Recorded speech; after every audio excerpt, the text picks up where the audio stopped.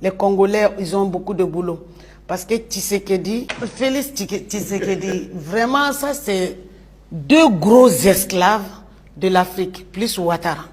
Les trois, vraiment, ce sont des esclaves qui parlent au nom de l'Afrique, mais qui n'agissent jamais, d'ailleurs, même pas au nom de leur peuple, à plus forte raison, au nom de l'Afrique. Ce sont des gens qui n'ont aucune honte. Ils sont exactement des esclaves de la France, mais en même temps, des colons noirs qu'on a posés là à la tête des États africains.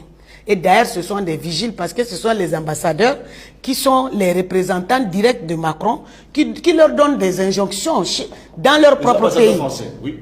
Voilà, dans leur propre pays. Ce sont des imposteurs, ce sont des menteurs, ce sont des esclaves de ces gens-là.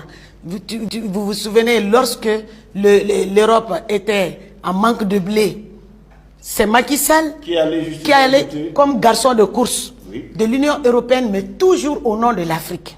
Macky Sall n'est pas il n'a pas de capacité à défendre l'Afrique. D'ailleurs, il n'est pas là pour ça, parce que c'est la France qui l'a mis au pouvoir. Oui. Il doit sa vie à la France, parce que l'Union africaine est financée par l'Union européenne.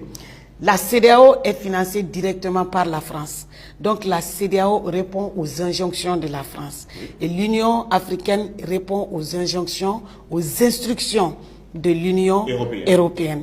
Donc ce ne sont pas des institutions qui ont été faites pour les Africains, mais bien contre les Africains. Donc l'Union africaine n'a jamais représenté l'Afrique. Et dans sa forme actuelle, l'Union africaine ne peut jamais représenter l'Afrique dans quoi que ce soit, à moins que ses présidents dégagent par des soulèvements populaires pour qu'il y ait le changement dont le panafricanisme